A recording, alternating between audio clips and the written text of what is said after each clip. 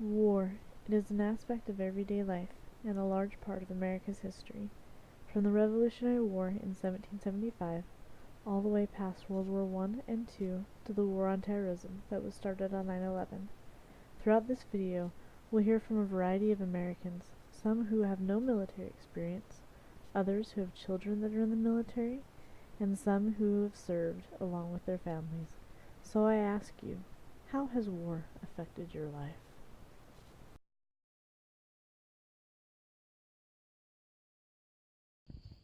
In a way, our country was built on war. We started with Revolutionary War and were involved in other wars, the Great War, World War II. Quite honestly, I think we found out we were good at war. That in turn, I think created the military-industrial complex, and we found out that war could be economically viable. And so I think as Americans, we like to think of ourselves as being good at war. We don't like war. We don't embrace it. But when we do embrace it, we like to think of ourselves as good at it. And we've never suffered the horrific events of war as the Russia has horrible, horrible millions of people. I think it affects how you feel for, cause like with the terror attacks lately that we had, it's like it can happen anywhere. You can be anywhere and you can get hurt, and so you're kind of uncertain what's going on, so you don't feel safe. So I think that's one thing. It's the war make you feel unsafe, and so it's not just a formal war; it's a act of wars. So you think, do you want to go outside today? And it might be somebody coming down the street. Who knows? Yeah. You never know. I like that. People at work, you think like happen in the workplace too. Doesn't matter where you go, you could be unsafe. But then you think, well, it might not never happen. So Yeah. let's just think positive. I think war affects our country because it is violence and that can hurt other people that is more dangerous than if we talked through the situation and really figured it out.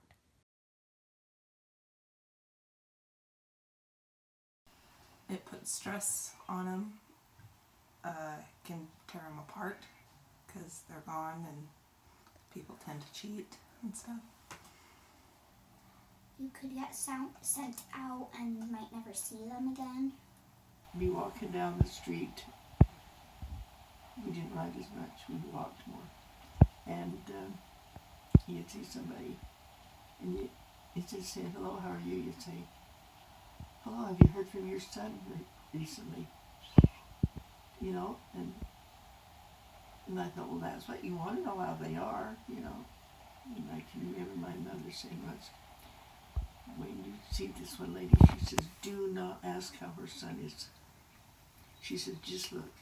And if she's not crying, I just tell her how nice the sunshine looks,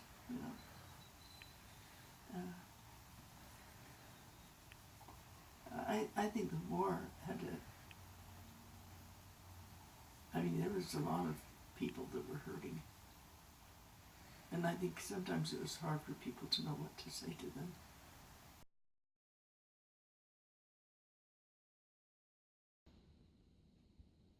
I think it's obviously going to be way different for a veteran family or a military family than a civilian family. But I think families now are taught. As I said, I think that a big change is the way the country respects the soldier, the airman, the marine, the sailor, and I think children are taught that These are good people, and so I think families tend to teach their children that the military is good now, whereas I think previously maybe they didn't do that so much. They could be frightened. They could get stressed out. If somebody went to war, the family would be really stressed out. Older brother, they got drafted in during the Navy, so they left home, and me and my dad was left to do all the work around the house, around the farm that we had to do more work by ourselves.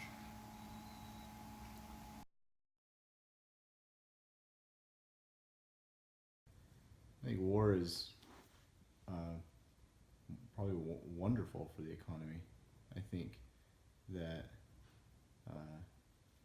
it'll boost the economy greatly just because of supply and demand. You look at the amount of items and equipment and material needed for war, and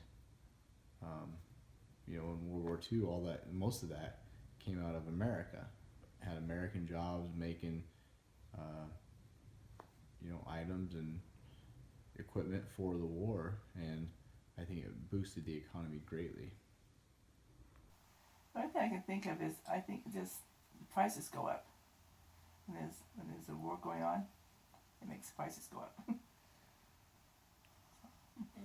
Usually, I believe it helps because it provides jobs. So, military will want to recruit more, and you have to have supplies, so they hire more people to make the supplies.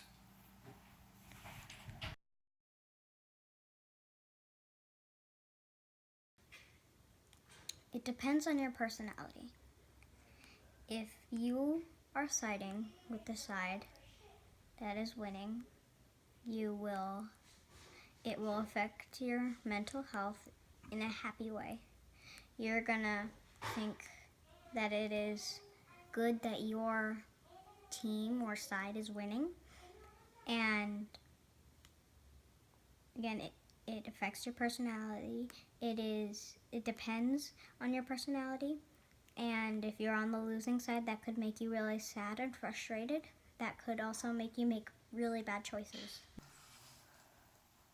Depends on the person. Sometimes it affects them differently. Each person's different. I think it's going to affect different people different ways.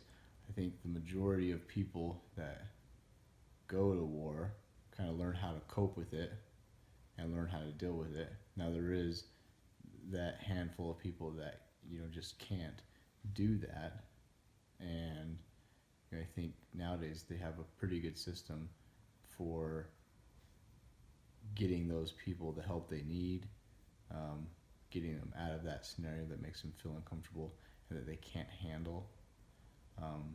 But I think there is plenty of avenues to help people that are going to war cope with the idea of being at war and doing what you have to do in war. As far as people that aren't at war, a lot of people, it's affected. It affects a lot of people differently. I think for the most part, people that aren't directly involved with the war, it won't affect them at all. And people that have family members in the war, they could definitely be affected emotionally and mentally, and they need to reach out and get the help as well.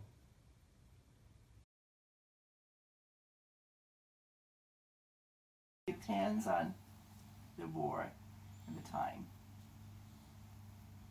I think usually I think it's unite the country. It can last all the time, but it lasted for a while. So I think that's one thing that happens is it unites the country.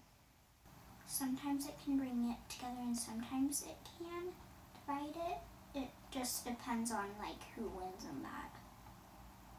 The Second World War, it united the United States anyway. And Vietnam War, it divided them. So I don't know whether to say it unite or divide. I don't know, but I guess it all depends on the people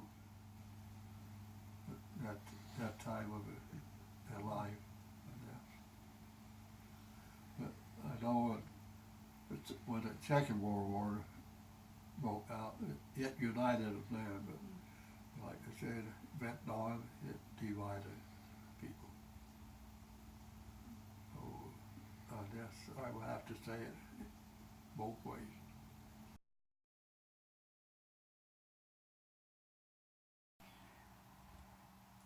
It's gotten easier to kill people. Technology is better, and so somebody sitting stateside can control a unmanned aircraft halfway across the world and able to drop bombs remotely. So it's easier. I was not alive in World War II. I was not alive in the Korean War. I was alive in the Vietnam War. I was alive in war in Afghanistan, the war in Iraq. A big difference is war was taken casually during the Vietnam era. They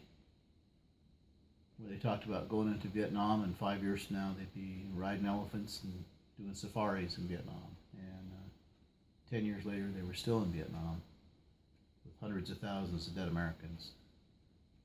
And the people of the country did not support the war. It was not a just war. They didn't support it. And I believe that in later wars that I believe were also not just wars, a big difference is that the people of the country supported the soldier. They understood that the soldier didn't want to be there. The soldier was there because they were told to be there. And the American people supported the soldier, whereas they did not so much during the Vietnam War. And I think that's a huge difference. I think nowadays, instead of going to war with countries and I guess instead of going to war with countries, we're going to war with specific groups, or going to war and searching out a specific target. We're looking for one person or one group of people rather than a country as a whole. I mean, there is some countries that we have to look at more than others. But again, I think that is mainly because of people leading that country and, going to war against terrorist groups instead of countries.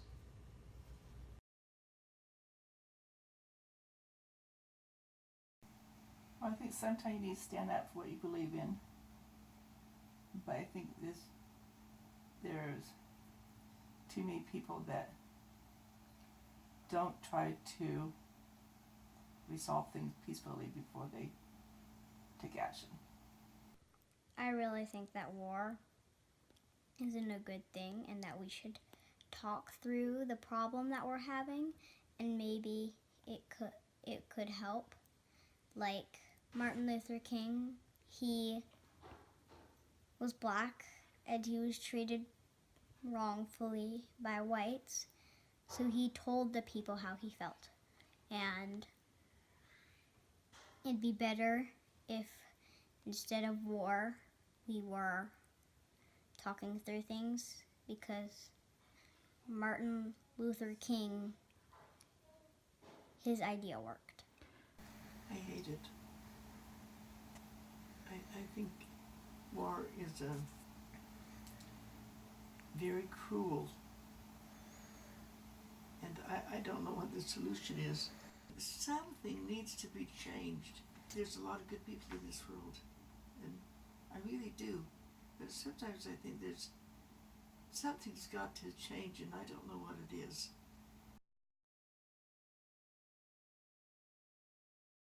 I've never been involved in a war myself. I've known of wars, obviously. I've never gone to war. And I don't think war has changed my life so much as more than just me being aware of war and forming the opinions that I've shared with you today relating to war. But as far as affecting me personally, war has not affected me directly. I am a child of war. My mother